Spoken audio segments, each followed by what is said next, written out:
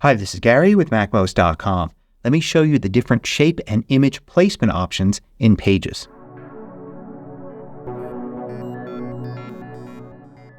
MACMOST is brought to you thanks to a great group of more than 1,000 supporters. Go to MACMOST.com/Patreon. There you could read more about it, join us, and get exclusive content and course discounts. So I know a lot of people get confused when it comes to placing shapes and images in Pages. When you put an object over some text, the text wraps around it and the shape or image moves with the text sometimes, and sometimes it doesn't. Let me show you all of the different options. So in Pages, we're going to work in a word processing document, not a page layout document. So I'm going to open up the plain blank template here, and then I'm going to insert some sample text. Now when placing an object, it doesn't really matter whether you're using a shape or an image. So I'm going to start off by talking about shapes, but all of this applies to images as well. So I'm going to create a new shape here by clicking the shape button at the top, and I'm just going to choose a simple rectangle.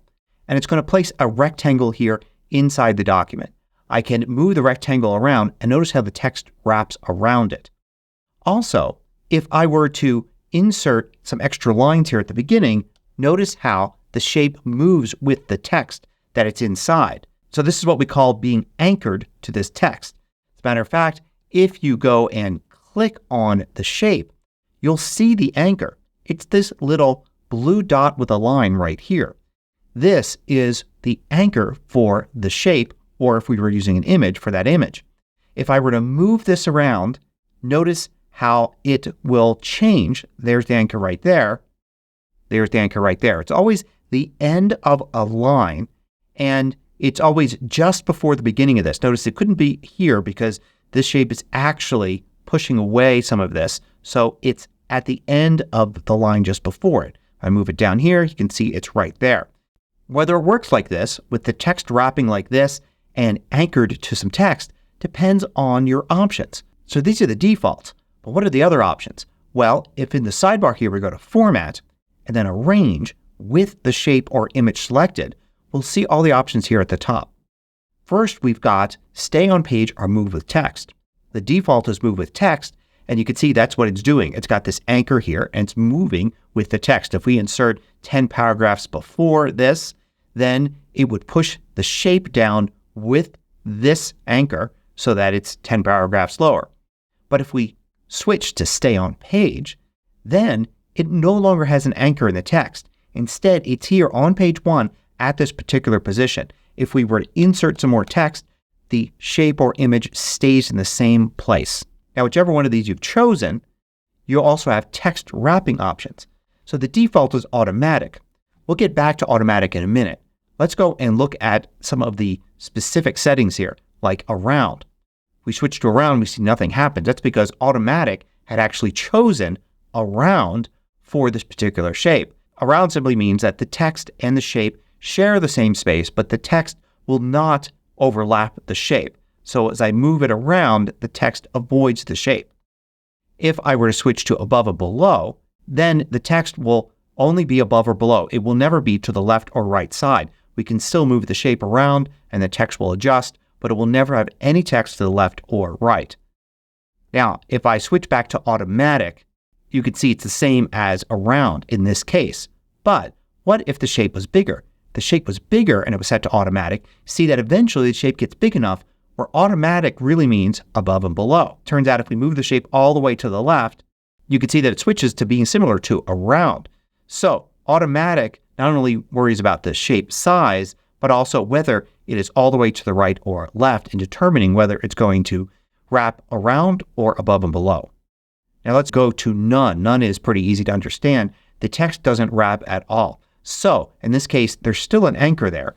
This shape will still move with the text, but the text will never get out of the way of the shape. It'll always just be there overlapping it. Inline with Text does something a little different. Instead of having this anchor here and having the shape be relative to the anchor, it actually puts the shape in exactly that spot. So it works just like it's a character in the text. So if we switch to it, then you get a rather odd result when you have a large shape like this. If I were to select it and drag it around, notice I can see the line cursor there. It's right where the pointer is, the little yellow line there. And wherever I leave it, this is exactly where the shape is. You can see it's right before this word, right after this one. It doesn't make as much sense when you have a large item here and you have it in the text, but it makes sense in two other situations. One is when you have a small shape. Let's do a star here. Let's make the star really small, about the size of a regular character. And if we change it to inline with text, then we could see it kind of makes sense. It's right here as kind of an extra little character in the text. I can drag it around and move it somewhere else. I could put it right after this word, for instance, like that. And then we could still treat it like a shape. We could still go in and make it larger, change its color, all sorts of things.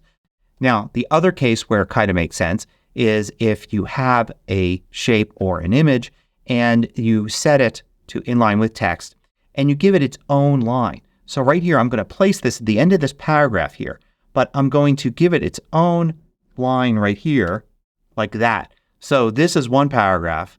This is on a paragraph by itself, and this is another paragraph. So I can select the paragraph here, just putting the cursor after the shape. And I could set it up, for instance, to have more spacing before or after.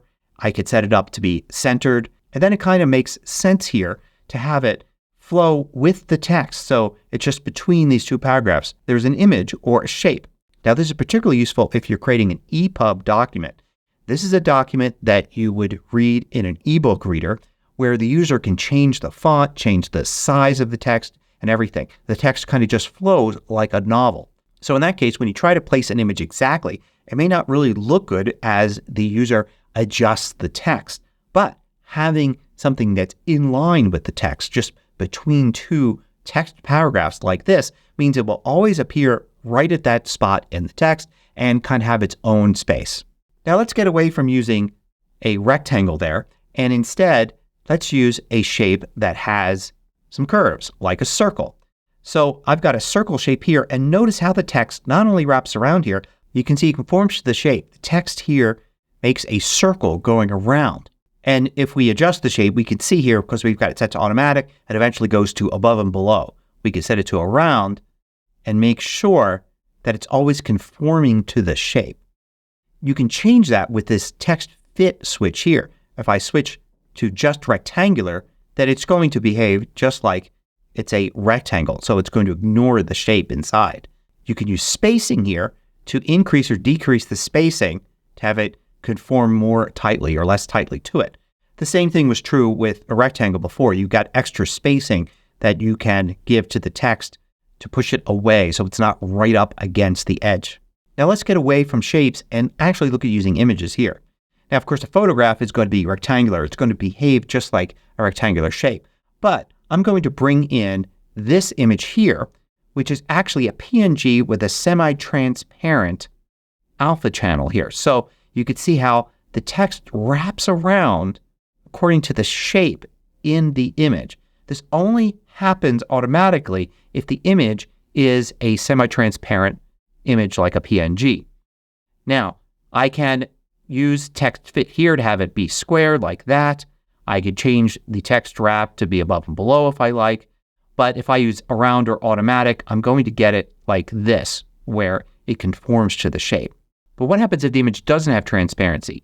Here's the same image, but it's just a JPEG image and there's a solid colored background here. Now, typically you might be working with this and it could be a white background. So you may wonder, like, why it doesn't wrap around it, when in fact the problem is that it's a JPEG image in this case. JPEGs don't have a transparent layer like that, so it's always seen as a white rectangle of pixels, even if some of those pixels are white. To make it easier to see what's going on, I've made those pixels a color instead of white.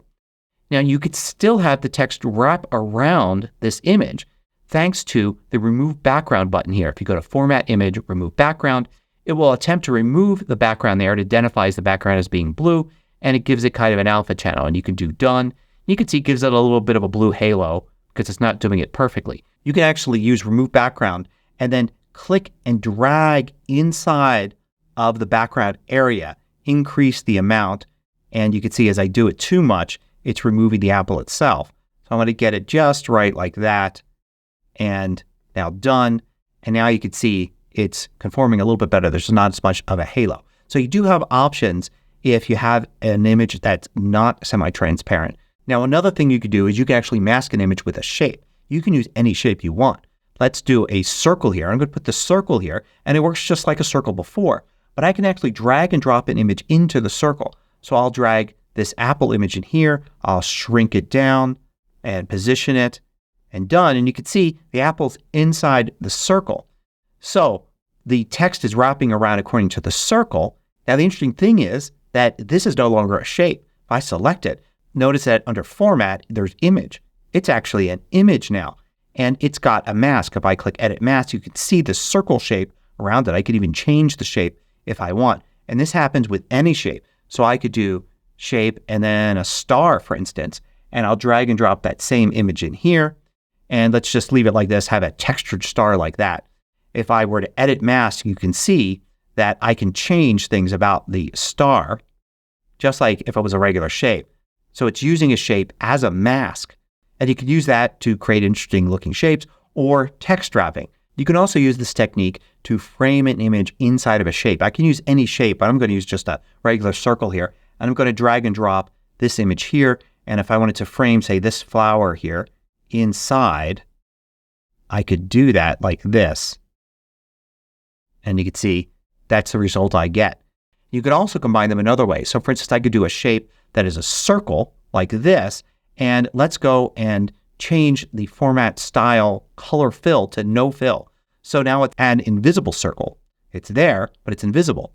Now I could take an image, like let's take that original apple. I won't drop it into here. I'll just put it separate. And I'll shrink this down. And I'm going to set this to arrange and have it not wrap at all. So you can see it just floats over everything. But I could place it right where the hole is left in the text because of the circle. So the apple isn't actually pushing the text away. The circle is. This allows me to create a perfectly circular area here, even though the image itself isn't perfectly circular. These are basically two elements here. You could see one on top of the other. And you could actually group these together like that. And now I've got a circle that's pushing the text away, and I've got an apple that's overlaying the circle. So you've got lots of different options if you get creative. So I hope this gives you a basic understanding of how to place shapes and images inside of a Pages document. Thanks for watching. If you liked this video, click the thumbs up button below to let me know. I publish new tutorials each weekday. Hit the subscribe button so you don't miss out.